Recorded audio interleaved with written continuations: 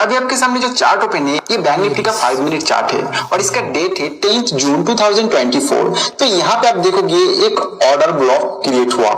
ये जो एरिया मैंने प्लॉट किया ये ऑर्डर ब्लॉक एरिया है।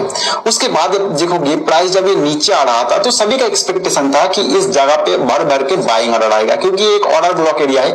तो यहाँ पे बाई प्रेशर आने के बाद फिर से प्राइस ऊपर जाएगा, लेकिन ऐसा हुआ नहीं। जो सेलर है वो प्राइस को इतना कंट्रोल किया कि ये ऑर्डर ब्लॉक एरिया को ब्रेक करके नीचे आ गया।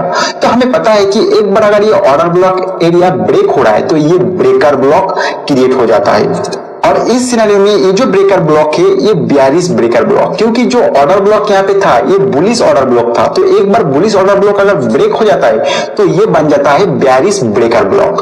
तो बेयरिश ब्रेकर ब्लॉक बन रहा है तो हमारा एक्सपेक्टेशन है कि प्राइस अगर इस एरिया में फिर से आ रहा है तो जो सेलर ने प्राइस को यहाँ पे कंट्रोल करके नीचे लेके गया था वो कभी भी इस एरिया को प्राइस को तोड़ने नहीं देना चाहेगा। वो यहाँ पे भर भर के सेल ऑर्डर लाएगा। तो यहाँ से अगर सेलिंग सिग्नल आ रहा है तो हमें यहाँ पे सेल करना चाहिए। तो आगे आप देखोगे प्राइस नीचे आया, फिर ऊपर जाने के बाद ये जो बेयरिश कैंडल आपको दिखाई दे रहा है इस जगह पे, तो ये कैंडल जैसे ही बना तो बेयरिश एंगल्फिंग जैसा ये पैटर्न बन गया। ये दो कैंडल मिला के तो हमारा सेल सिग्नल यहाँ पे जनरेट हो गया। तो अगर सेल सिग्नल इस तरह का जनरेट हो रहा है तो हमें एक स्टॉप लॉस भी रखना होगा।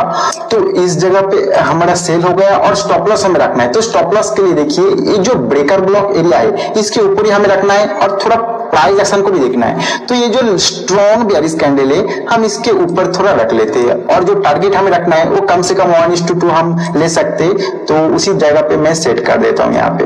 तो सेट करने के बाद हमें और क्या देखना है कि प्रीवियस कुछ प्राइस एक्शन है। तो प्रीवियस प्राइस एक्शन में आप देखोगे प्राइस थोड़ा नीचे आया, यहाँ पे थोड़ा टाइम बिता के फिर ये थोड़ा नीचे आके ऊपर खींचा।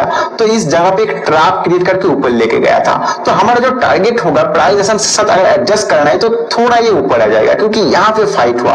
तो प्राइस अगर नीचे आ रहा है तो इस फाइट एरिया से फिर से ऊपर जाने की कोशिश करेगा। तो यहाँ पे हमें इसको थोड़ा एडजस्ट कर लेता हूँ, इसको थोड़ा ऊपर खींच लेता हूँ। तो यहाँ पे मेरा टारगेट रह जाएगा।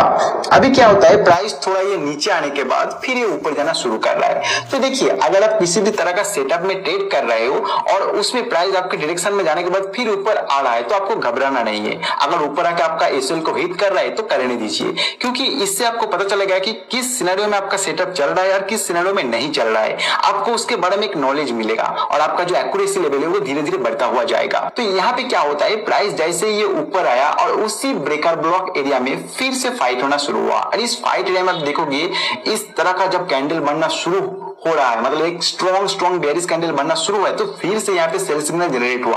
तो अगर आप चाहते हो कि यहाँ पे और ज्यादा क्वांटिटी ऐड कर दूं तो आप यहाँ पे ऐड भी कर सकते हो, या फिर अगर इस जगह पे आप मिस कर चुके थे एंट्री लेने में तो फिर से यहाँ पे आप एंट्री कर सकते हो। तो यहाँ पे अगर आपका एंट्री होता है तो यही सेम जो टारगेट और स्टॉप लॉस है वो रह जाएगा। यहाँ पे आपको इस तरह का रखना होगा।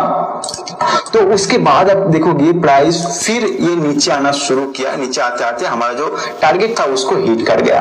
तो इस जगह पर देखिएगा हमारा फाइट एरिया था, उसी एरिया में आके ये फिर से ऊपर जाना शुरू कर रहा है। अगर आपको लग रहा है इससे भी प्राइस नीचे जा सकता है तो आपको क्या करना है, आपको ये जो चार्ट है 5 मिनट का इसको 15 मिनट चार्ट में लेके चला जाना है और वहां पे देखना है इस एरिया में किस तरह का प्राइस एक्शन हो रहा है और इसके नीचे किस तरह का सपोर्ट एरिया नहीं है और ये जो ट्रेंड है ये स्ट्रॉन्ग डाउन ट्रेंड में जा रहा है। तो आपको ये एरिया में आने के बाद इस 5 मिनट चार्ट को और छोटे टाइम फ्रेम में लेके चला जाना है।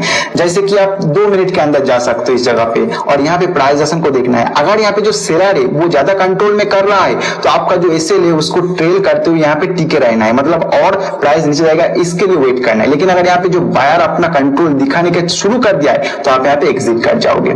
तो ये था हमारा जो बेयरिश ब्रेकर ब्लॉक वो उसका सेटअप। देखिए ये जो कंसेप्ट है ये मैं आपको समझा दिया, लेकिन जो प्राइस एक्शन यहाँ पे हुआ है हर एक चार्ट में अलग अलग होगा। आपके सामने जब भी ये ब्रेकर ब्लॉक बनेगा वो अलग अलग सिनेरियो में बनेगा, क्योंकि वहां का जो प्राइस एक्शन है वो अलग अलग बनते हुए जाएगा, लेकिन जो कंसेप्ट है ब्रेकर ब्लॉक का वो सेम रहेगा। तो आशा करता हूं जो स्मार्ट मनी कंसेप्ट के अंदर ब्रेकर ब्लॉक है उसे मैं आपको समझा पाया हूं। फिर भी अगर आपके मन में किसी भी तरह का कुछ क्वेश्चन है तो आप कमेंट सेक्शन में बेझिझक पूछ सकते हैं। और मैं आपको कहूंगा कि ये वीडियो समाप्त होने के बाद आप चार्ट ओपन कीजिए और वहां पे ये ब्रेकर ब्लॉक को ढूंढने की कोशिश कीजिए और मिलने पर आप देखिए कि प्राइस एक्शन वहां पे किस तरह का बिहेव किया। जितनी आप चार्ट के ऊपर इसको देखोगे उतना ही आपका जो कॉन्फिडेंस है वो बढ़ता हुआ जाएगा इसके ऊपर। और